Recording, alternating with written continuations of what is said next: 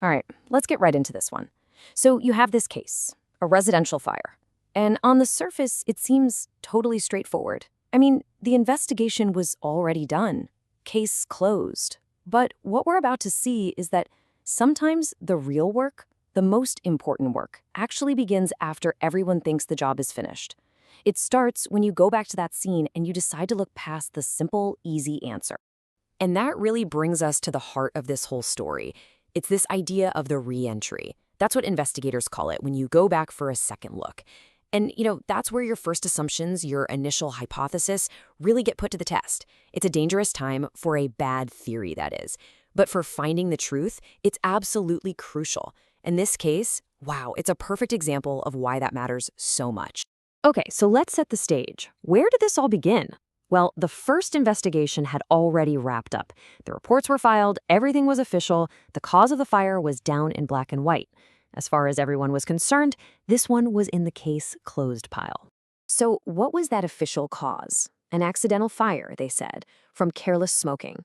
And look, that makes sense, right? It's a pretty common cause, happens all the time, sadly. So on paper, it looked totally open and shut. But the scene itself, it was about to tell a very different story.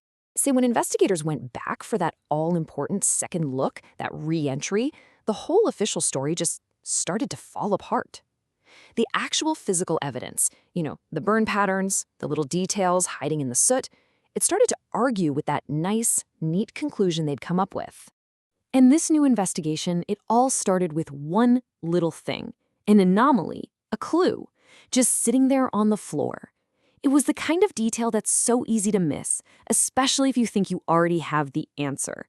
But this one little clue, it was the key that was about to unlock this whole thing. And here it is. What did they find? A red plastic container, just sitting on the floor in the middle of the burn area.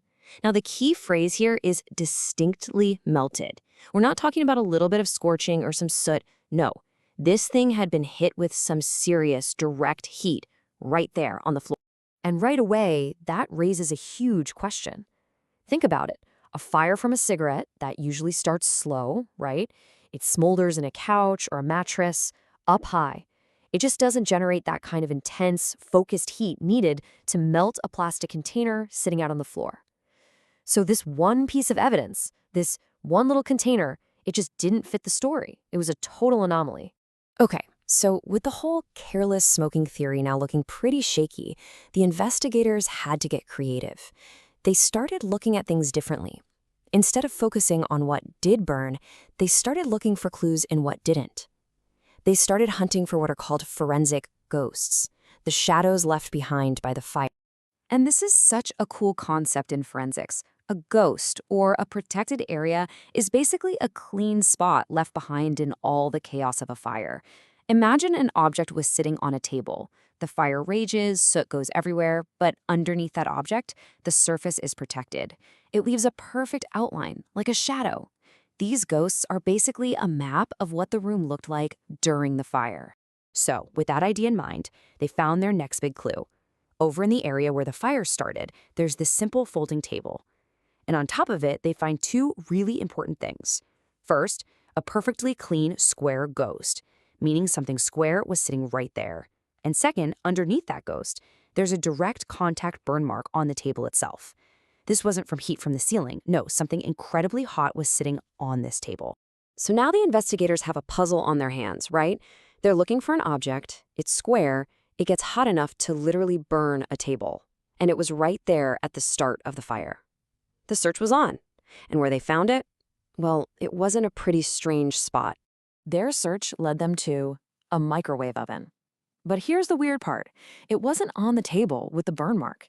It had been moved. It was now sitting on top of the fridge, kind of away from the main fire area. But you could tell it had definitely been in the fire. And this is where all the pieces just click into place. You look at the microwave and it's got heavy thermal damage right on its control panel. It even has its own little ghosts on top, circular ones from where some jars must have been sitting. But the real clincher? The base of the microwave was a perfect match for that square ghost on the folding table. Bingo, that was their missing object. So you've got the melted plastic on the floor, the ghost on the table, and now this displaced microwave. Suddenly, the investigators have all the puzzle pieces. They can finally toss out that old, simple, careless smoking story and build a new timeline, a new hypothesis that actually fits all the evidence. And this new timeline looks completely different. Here's how it likely went down. Step 1. The microwave just sitting on that table malfunctions and catches fire. Step 2. The resident sees this, panics, and tries to move the burning appliance. Now, in the process of trying to move it, some burning stuff, maybe some towels he used to grab it, gets knocked or thrown onto the floor, and that is what caused the intense heat at floor level, melting that plastic container and starting the bigger fire that spread through the room. And if you need one more piece of proof, here it is. This is the one that seals the deal. The medical reports for the resident showed he had burns on his hands. Now, the old careless smoking theory, it has no explanation for that. But trying to grab and move a burning hot microwave, that explains the hand burns perfectly. I mean, when you put the two theories side by side, the difference is just night and day. The first theory, careless smoking, it just left all these questions unanswered. The melted plastic, the ghost on the table, the burns on the hands, none of it made sense. But the new theory, appliance failure, it explained everything. Every single weird detail, every anomaly, suddenly had a logical place in the story. And really, that's the big lesson here, isn't it? An investigation like this, it's a science. It's not about just finding an answer, especially not the easiest one. It's about finding the right answer. It's about testing your ideas against the cold, hard facts and being totally willing to say, nope, my first idea was wrong, and starting over until everything fits. It really makes you think, doesn't it? How many other simple stories out there, in all kinds of situations, would completely fall apart if we just took that critical second look? It just goes to show you, sometimes the real story, the true story, is hiding just below that first easy answer.